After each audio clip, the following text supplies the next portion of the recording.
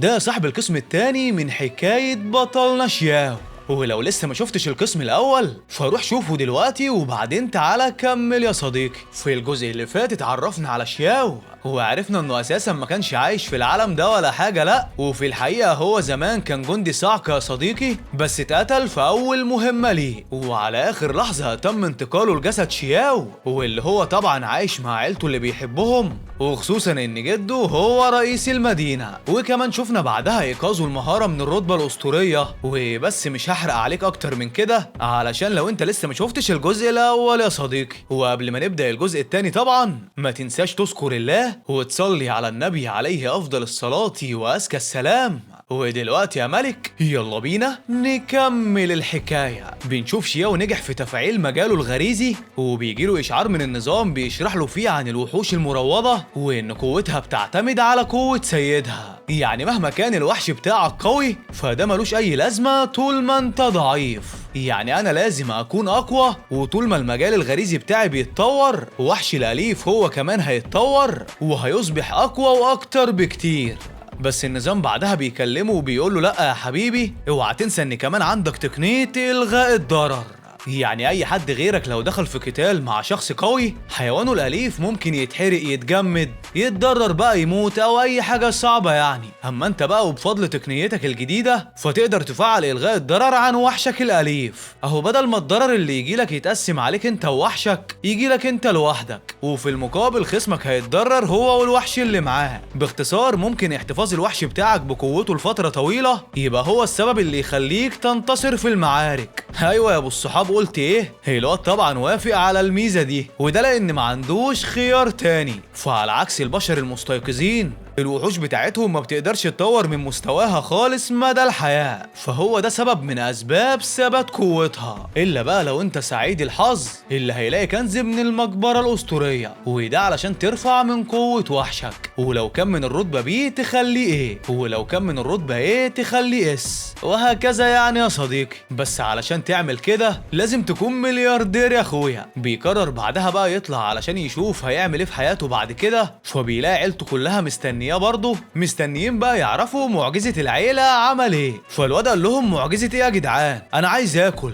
جعان ياما. فالام قالت له عيوني، وبتحضر له بقى غدوه بنت ناس يا صديقي، والواد شغال ياكل وينهش في الاكل اللي ما شافوش من اسبوع. والام بتقول له يا عين امك يا ابني خد كل كمان. بيفكرني بواحد صاحبنا. المهم ما علينا، ابسط يا عم فراخ ولحمه والحاجه مروقه عليك. الواد بقى بيخلص اكل وبيقول لجده انه صرف مليار جنيه. بس ثواني، مليار ايه؟ الكل بيتصدم لان ده اول شخص يستخدم المبلغ الكبير ده كله. ازاي اصلا عمل كده؟ الاب مش مستوعب خالص. هو الصراحه الراجل ده صعبان عليا قوي يا صديقي. هو الجد بقى على عكسه تماما، هو اللي كان متفهم للامر شويه وقال تمام الحمد لله على نعمه الغنى. مليار هي دي ضريبه الشهره. بس عادي، انت كده خلصت اول مرحله، واظن ان انت دلوقتي جاهز علشان تتعاقد مع حيوانك الاليف. بس مش عارف صراحه اذا كان البيض فاس او لا، او هيعجبك ولا لا. فالواد قال له خلص يا جدي تمام، انا هروح اشوفه دلوقتي. وبالفعل بيروحوا لهناك، والجد بيعرف شياو ان هو ده المكان اللي هيلاقي فيه حيوانه الاليف، وبيقول له ركز واختاره بعنايه، لان انا مش عارف انت بتفضل اي نوع من الوحوش، بس هي دي يعني وحوش عيلتنا، وحوش النوع المائي. اي نعم هي وحوش كويسه وممكن تنفع اغلب المستجدين، بس انا لا، اظن اني مش هعرف اختار وحش مناسب منهم. والجد بقى بينادي عليه وبيقول له تعالى هنا هنبدأ المراسم دلوقتي. والواد فعلا بيروح له وبيتفاجئ بمدى كبر وضخامة حجم الوحش بتاع جده. والجد بيقول له انا اسف اني استدعيتك في الوقت ده، بس انت اقوى وحش بتمتلكه العائلة دلوقتي، وحفيد الشياو لسه مايكس قدرة من المستوى اس، فاتمنى بقى تتعاون معانا وتسلمنا عيالك. فالوحش البحري على طول بيستسلم له وبيسلم له 2 من عياله. تسلم ايدك، هو ده المتوقع من وحش عاقل زيك. وانت يلا يا شياو ركز كده وشوف هتاخد مين من العيلين دول. وبيقول هو انا اللي بختار؟ فبيقول لجده الصراحة انا محتار. فالنظام بقى ساعتها بدأ يتكلم ويفهمه كل حاجة ويعرفه حاجات كتير عن الكائنات، وده ساعتها بدأ يوريله ميزات كل واحد فيهم. فالواد قال لجده انا بختار ده، هو ده اللي انا عايزه. فالجد قال له لا صدقني الوحش ده مش هينفعك، وحتى لو كان من الرتبة اس فده لا يعني انك مؤهل لكده، لسه قدامك وقت يا شياو. ومع ذلك لسه عاوز ده، وبيقول له في شعور جوايا بيطلب مني اختار ده. فالجد ساعتها بيدرك انه مش هيقدر يقنعه مهما حاول، وبيعتذر للحيوان بتاعه وبيقول له اسف، بس المره دي الامر متعلق بمستقبل حفيدي، انت عجوز زيي وفاهم الدنيا ماشيه ازاي مع الاحفاد وكده. فالوحش فعلا بيتفهم كلامه وبيعرض عليه حراشفه الناريه، وساعتها بقى الجد اتفاجئ، واللي هو كده معاه وحش ناري بقدرات مائيه، انت لا معجزه. والواد بقى ساعتها بياخد البيضه وبيوعد الوحش الام انه هيحافظ على ابنها وهيخليه يكبر في البيئه المناسبه ليه. وفعلا الواد ما كدبش خبر، هو على طول حط الوحش بتاعه في الميه وبيحط فيها مواد كيميائيه بتساعده على النمو والتحسن. والواد المره دي بقى وعلى عكس المتوقع والغريب بصراحه واخد الموضوع بجد قوي، وبعد ما بيضيف المكونات كلها بيضه الوحش اتفاعلت معاها، وفي وسط صدمه الواد بالمهارات والميزات اللي النظام قال له عليها الوحش بيكتمل نضجه وبيخرج من الميه. والواد ساعتها بيكون متفاجئ مستغرب ان هو كده بقى جاهز للارتباط، وبسرعه شديده بيبدا في ابرام العقد، وبيقسم له انه هيكون قد المسؤوليه لو وثق فيه، وبيقول له استجيب ليا وخلينا نسيطر على العالم مع بعض. وبالفعل الوحش لما بيحس بارادته القويه دي بيستجيب ليه، وبيحصل اللي شياو كان عايزه بالظبط. والوحش بتاعه اخيرا كسر قشرته وخرج للعالم الحقيقي، وبياخده على طول يدربه مع صغير الحوت، بس هي ثانيه واحده بس وبيهزم الوحش وبيقضي عليه. وشياو بقى ساعتها ادرك قوه الوحش الحقيقيه وعرف مهاراته وقدراته، وسكت كده شويه وقال في عقل باله ده شكلها كده هتلعب ولا ايه. والعيال طبعا اللي كانوا بيتفرجوا عليه كانوا مصدومين جدا، لان ازاي هزموا بضربه واحده بس كده، ده شكل الوحش بتاع شياو الجامد بقى. والواد بقى بيقول في عقل باله هو انتوا لسه شفتوا حاجه؟ استنوا عليا بس، ده عمل كل ده وهو لسه مولود وما كملش دقيقتين بس، امال بقى لما يبقى عنده شهر او حتى سنه ده شكله كده هيخرب الدنيا يا صديقي. وبيقول انا قريب قوي شكلي هتخطى الرتب كلها وهوصل لمرتبه الارجواني، ايوه انا متاكد ان في اقرب وقت هعدي ال9 مستويات دول كلهم.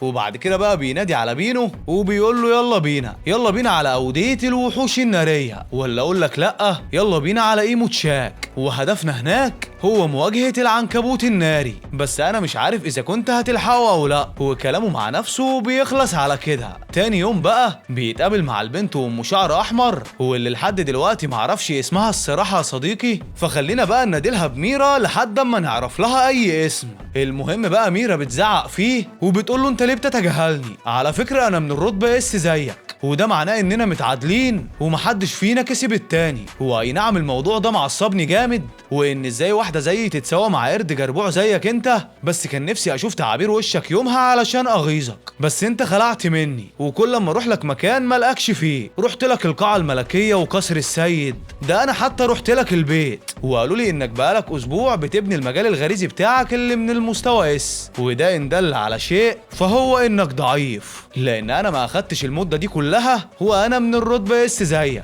فالواد طبعا بيطنش كل اللي بيسمعه ده، بس قبل ما يمشي البت بتمسكه من ايده وبتقول له استنى هنا انا لسه ما خلصتش كلامي. بس هنا بقى صاحبتنا بتمسكها وبتقول لها اياكي ثم اياكي تمد ايدك على سيدي الشاب مره تانية، فبتقول لها وهتعملي ايه يعني لو عملت كده؟ فالمعلمه بقى بتسخن وبتقول لها هعمل واسوي وهجيب ناس تعمل كمان، من الاخر يعني هطلع عينك، افرح يا عم شياو البت بتدافع عنك. فميرا بقى بتقول له بكره بعد المدرسه هنتعارك سوا، بس يا ريت تيجي من غير الحريم اللي بتتحامى فيهم دول. فالواد قال علم وينفذ يا سيدتي، بكره هكسر دماغك وهفرج عليكي كل الناس. وبيقول لها يلا بقى علشان انا دلوقتي مش فاضيلك، وبيروح علشان يركب القطر المتجه لايمو تشاك، البلد اللي موجود فيها البركان الناري. وساعتها بقى مذياع المحطه بيشتغل وبيعرفوا المسافرين ان قطار الالف سيف على المحطه، والرجاء من الركاب عدم الركوب على السبسه والالتزام بالمقاعد المخصصه ليهم.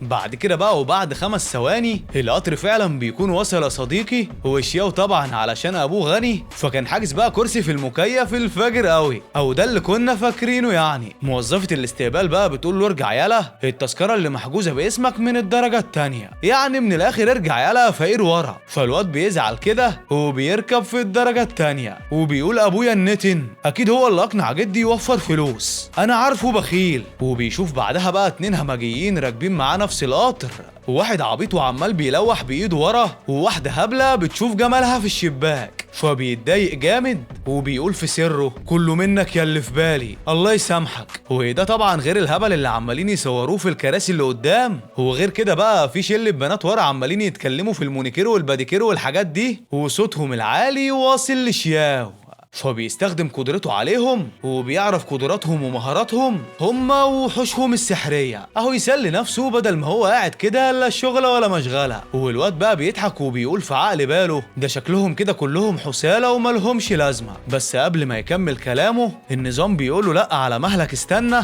البت دي قوية ومن الرتبة اس على اقل تقدير، ده حتى ان وحشها السحري من الرتبة اس اس اس. وفي الوقت ده بقى البت اللي كانت معدية كعبها بيتلوي وبتفضل تزعق في البت وتشتم فيها، فالبت طبعا بتعمل نفسها من بنها. واخيرا بقى بيوصلوا لوجهتهم والركاب بينزلوا بالدور، وساعتها بقى شياو بيقول لخادمة تولينا انا عاوز البت دي، عاوز اتكلم معاها. فالبت قالت له اشقطها لك يعني ايه بتحبها؟ فالواد احمر وقال لها لا انا بس عايز اتكلم معاها مش اكتر، انا عاوز اتكلم معاها بس مش اكتر او اي حاجة، ده انت طلعت دماغك شمال. فبتقول له خلاص يا عم هشوف لك انا الحوار ده، فقال لها خلصانه وتمام. وبعد كده بقى بيروح يقاتل العنكبوت اللي جاي علشانه، والواد بقى بيكون متحمس جامد وعينه بتطق شرار، وساعتها بقى بيستدعي وحشه الجبار الوحش بينو اللي قدراته النار يا صديقي. وساعتها بقى بيهجم على العناكب الشمسيه، وبينو بيكون مبدع بامانه، واي وحش بيقابله مهما كان قوي